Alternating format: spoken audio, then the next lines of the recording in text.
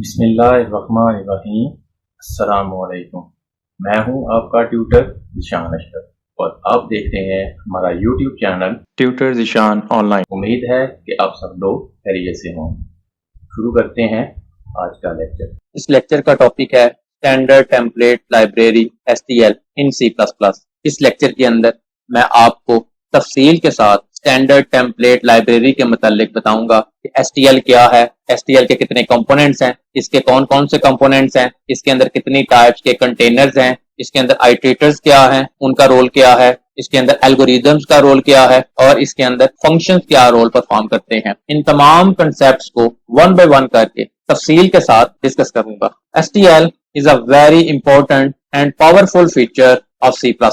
STL C++ का बहुत important और पावरफुल फीचर है। C++ के अंदर इस फीचर को यूज करते हुए बेशुमार प्रॉब्लम्स आसानी के साथ हल किए जा सकते हैं।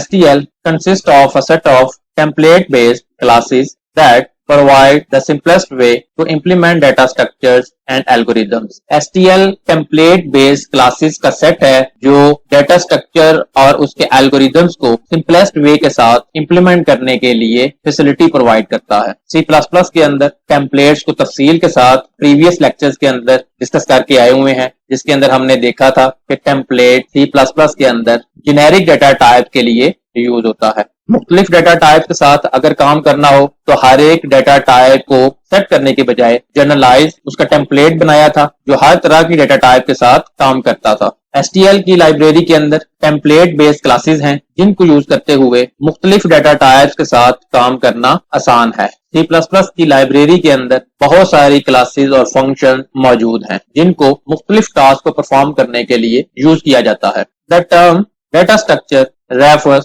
to the ways how data are stored in memory and how it is manipulated। Data structure एक पूरे का पूरा सब्जेक्ट है जो कंप्यूटर साइंस स्टूडेंट्स को पढ़ाया जाता है, जिसके अंदर डेटा को मुख्तलिफ वेज के साथ मेमोरी के अंदर स्टोर करवाया जाता है और उसके ऊपर मुख्तलिफ ऑपरेशंस परफॉर्म किए जाते हैं। डेटा स्ट्रक्चर्स की कुछ प्रॉब्लम्स को C और C++ के कोर्स के अंदर हमने इम्प्लीमेंट किया हुआ है, जैसा कि अरेज है, stack, Q, link list. Data structures को टेम्पलेट के बगैर अगर आप इंप्लीमेंट करते हैं C और C++ के अंदर तो उसके अंदर प्रोग्रामर को बहुत सारा कोड और बहुत सारे फंक्शन खुद बनाने पड़ते हैं, जबकि STL के साथ डेटा स्ट्रक्चर और उसके एल्गोरिदम्स को अगर आप सॉल्व करना चाहें तो बने बनाए फंक्शंस मौजूद हैं। इंतहाई आसान तरीके के साथ आप उन तमाम एल्गोरिदम्स को परफॉर्म कर सकते हैं। Without using STL, it is much difficult to implement data structures in C++।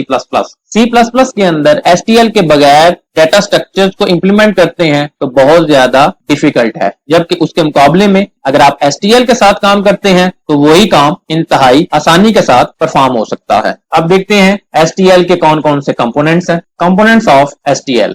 STL consist of 4 main components and they are।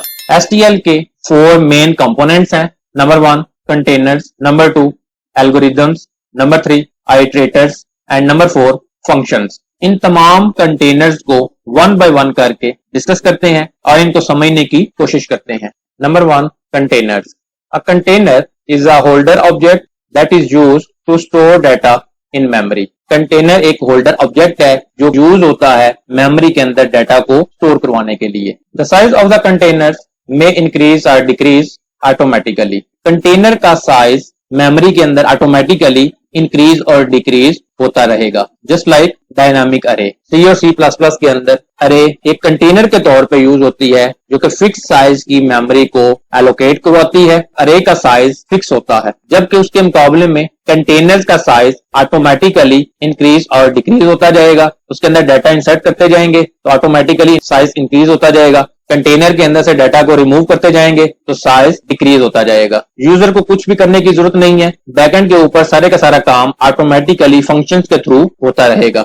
There are 4 categories of containers. STL के अंदर 4 टाइप्स के मुख्तलिफ कंटेनर्स हैं। Number 1 sequence container. Sequence container ऐसे container जिनके अंदर data एक sequence के अंदर स्टोर होगा, जैसा कि vector, list, DQ, double ended queue, arrays, forward list. Forward list use होती है सिंगली लिंक लिस्ट के लिए। तो ये तमाम के तमाम कंटेनर्स सिक्वेंशियल कंटेनर्स हैं। इनके अंदर डाटा एक सीक्वेंस के अंदर, एक लिस्ट की फॉर्म के अंदर, एक लीनियर अंदाज के साथ स्टोर होता है। कंटेनर अडॉप्टर्स सिक्वेंशियल कंटेनर्स को अडॉप्ट करते हैं, उन्हीं क्लासेस को यूज करते हैं लेकिन डिफरेंट इंटरफेसेस के साथ। इसी वजह से इसको कंटेनर अडॉप्टर्स कहते हैं। इसमें क्यू है, स्टैक है, प्रायोरिटी क्यू है। स्टैक, क्यू और priority queue linear data structures की टाइप है और सीक्वेंशियल कंटेनर्स की क्लासेस को यूज करेंगी लेकिन डिफरेंट इंटरफेसेस के साथ। उसके बाद है associative containers. Associative containers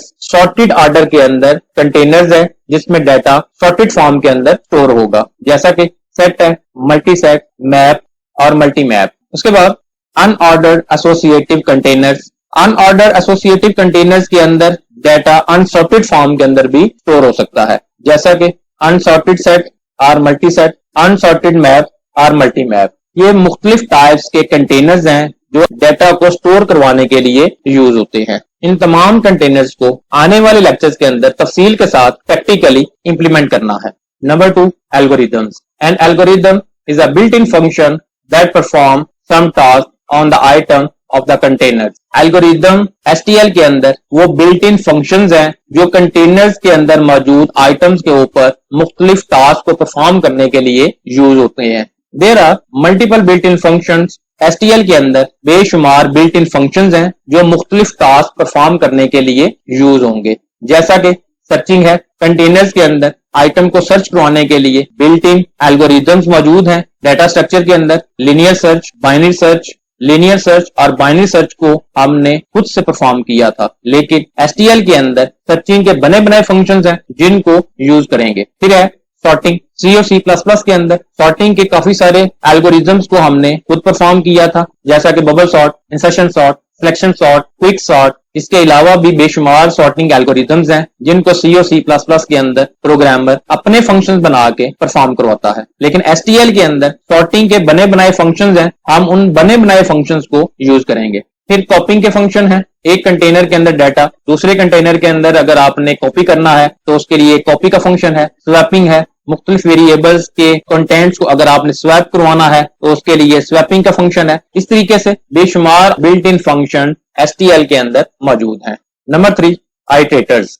N iterator is an object like pointer link between algorithm and container. Iterator एक ऑब्जेक्ट है जो पॉइंटर लिंक की तरह एल्गोरिदम और कंटेनर के दरमियान लिंक एस्टेब्लिश करेगा। It is used to access individual data items of the containers. Container के अंदर से डाटा को एक्सेस करने के लिए आइटरेटर्स को यूज करते हैं।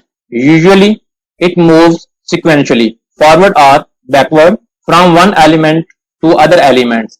That's why its process is called iterating. अमूमी तौर पे ये sequentially मूव करता है, फॉरवर्ड भी और बैकवर्ड भी, एक एलिमेंट से दूसरे एलिमेंट तक। इसी वजह से इसकी वर्किंग को आइटरेटिव कहते हैं। Iterative means sequentially, one by one, start से एंड की तरफ या एंड से स्टार्ट की तरफ। C++ introduces auto variable type that is recognized automatically from its initializer.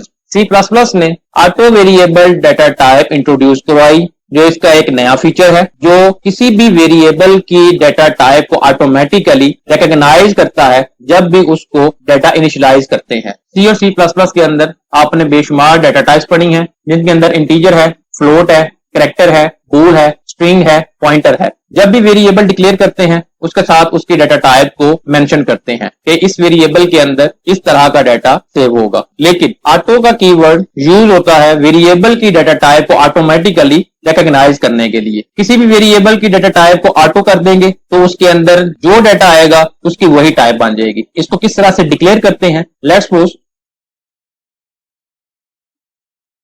Auto का keyword x is equal to 4 और लास्ट के ऊपर सेमीकोलन है। अब x एक ऐसा वेरिएबल है जिसकी डाटा टाइप इंटीजर है, क्योंकि इसको इंटीजर टाइप की वैल्यू असाइन हुई है, लिहाजा इसकी डाटा टाइप इंटीजर हो जाएगी। अगर इसको कैरेक्टर असाइन करेंगे तो इसकी डाटा टाइप कैरेक्टर हो जाएगी। ऑटो का कीवर्ड वेरिएबल्स की डाटा टाइप को ऑटोमेटिकली रिकॉग्नाइज करने के लिए यूज होता है।